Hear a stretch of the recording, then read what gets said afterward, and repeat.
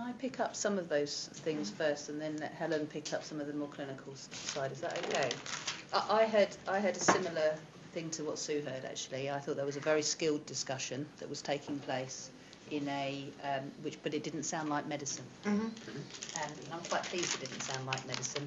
Certainly doesn't sound like the conversations I have with my GP or any health professional I've ever spoken to. But I don't think that necessarily means that it's not got its worth. I think that the call that we listened to, and I spent the day on last Monday in Stafford listening to some other own health calls, and I did come away. So it wasn't just that call, there were other calls, the way it does feel much more like a social care interaction rather than necessarily a medical one.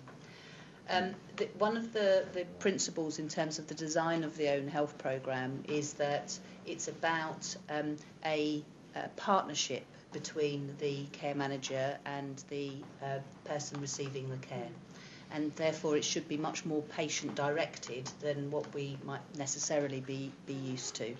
And I think what we had there was looking at our segmentation work, somebody who is a genuine reluctant, who was reluctant to make a fuss and to get the help that she needed at the right time, and was not confident in having a conversation with the medical profession generally around the things which could in the future save her life by being properly prepared. And one of the dimensions of the own health programme is about having the right information so that you take the right action at the right time before it becomes an exacerbation.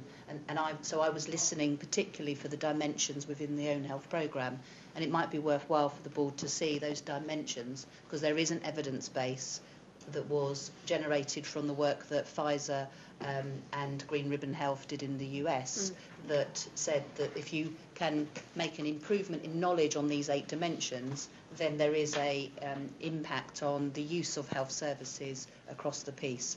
But you can't focus on one dimension and not look at all the others. So if that would be useful, I'm happy to share that information.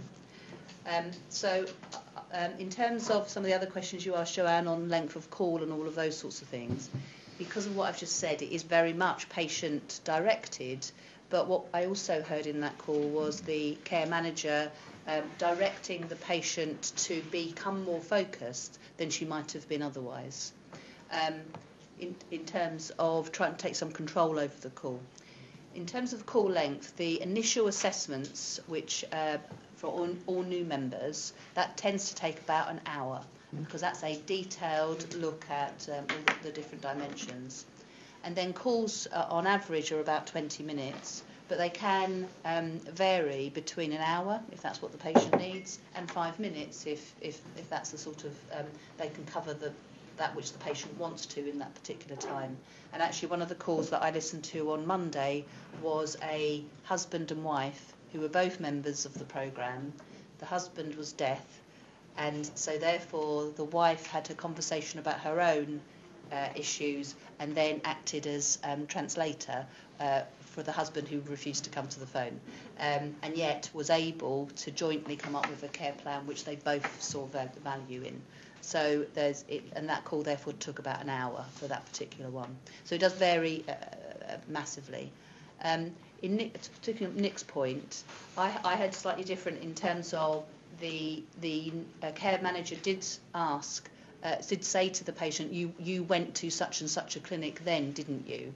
And the care managers do have access, but it's not ideally configured in terms of they have to go to a different screen and all of those sorts of things, to the interactions that the patient has had with other parts of the NHS, as long as that information is up to date. And one of the reasons that we've learned that they ask the patient is that the patient's information is considerably more up to date than the NHS's is in terms of what they've done. So, can I add some of the clinical content to that? I think that it is important to recognise that there is a genuine difference between health coaching, which is really what this is, and health assessment, which is what takes place in the sort of 0845 service and other parts of our service. And it is a distinct skill set and a very different approach, as you all recognise as clinicians. it is important to note that the patients love it. The satisfaction and empathy scoring from the patient's perspective is high, but it is high because they feel that whether it's effective or not, they feel that they're getting a relationship that's being built on time, call after call. I think that we have a way to go in terms of the average length of the calls. There certainly is some benchmarking that we've done with other organisations like Humana and like other healthcare providers who do this type of work. And 20 minutes clinically, to answer your question straight away, is certainly longer than some of their interventions. So I think the two things that we've put in place are specifically going to improve that. The call reviews will pick up the clinical safety elements and the structure of the call in a better way and allow a very constructive set of feedback to be given to the nurse.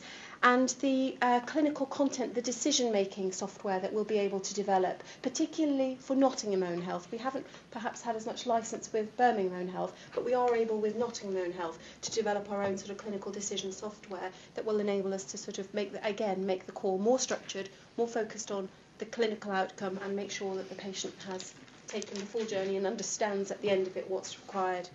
So I think all in all that there are areas of improvement. Some of the things that we've done will dramatically improve, I hope, the patient experience and the clinical outcomes of the service, but I don't underestimate there are still improvements that we can make.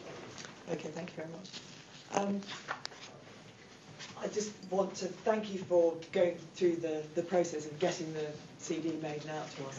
I think it's really important that we carry on doing this, and it does seem like a fag, and it's, you know, and the technical obstacles are not trivial. I think what we might do is to instate a regular playing of whichever recording we're going to have before the board meeting in a room together, so that those of us who are around can come early and listen to the call together. And we're going to make that a regular item. And meanwhile, Helen's going to come back to us with a more developed programme of how we as a board can be more engaged with our patient experience, which is something that we'll do that formally in December. Chair, but I'll certainly make mention of it around lunch today. Okay, that's great. Full instructions to it. All right. Sorry, just about this. Helen mentioned sort of the action plan that you've got. Is there any way that we can see any of that? I mean, yes, I'm sure. This is in the service review that we've considered in September. October. One of the things when you talk about the evidence and the sort of the 8 dimensions and the clinical content, I wondered if that clinical content had been developed in line with those sort of dimensions. And then just my concern again that patients say that it's lovely, which is great, but it's how you sell that service to GP commissioners and work around that. Yes, fully understood. Thank you. Yeah, well, why don't we, just picking that up, why don't we have another look at that, specifically the action plan out of the service review. Just maybe you could send that around separately with you know, what progress has been made. Because I think what you described to us seemed to me was probably, well, it was certainly, it was very succinct and well presented version of the action plan. So maybe we could see that. And I think it would be very interesting to see the 8 dimensions. So, and then those of us who are particularly keen to dive deeper can do that offline. Good. Okay, thank you very much. That brings us on to any other business. I haven't had any items of any other business communicated to me. Is there anything else anybody wants to bring up? No? Okay. Sorry, Sue. Sorry, it was. I'm just thinking. Yeah, no, I was very quiet. I was just thinking about for next board meeting. We've done quite a lot around stakeholder engagement on the MPs and everything, but I would quite like to have an update, if possible, on membership. It's formally on. Is it on the? Yes, we've been talking about that. Oh, okay. I was just conscious of the FT discussion, and you know, we have a large membership already, and I'd just like to hear how that's progressing. Yes, perfect. Yes, exactly. So we've been planning for exactly that. Okay. Good. Okay. The next meeting of the board will be on the 20th of December at 10:30 here at Riverside House. It will also be broadcast online, as usual. For anybody who is still with us online, congratulations, that's fantastic. Please fill in the evaluation form. And to those of us who joined us in the room, thank you very much for being here with us. We're now closing the public meeting, and we will reopen in private session in 5 minutes.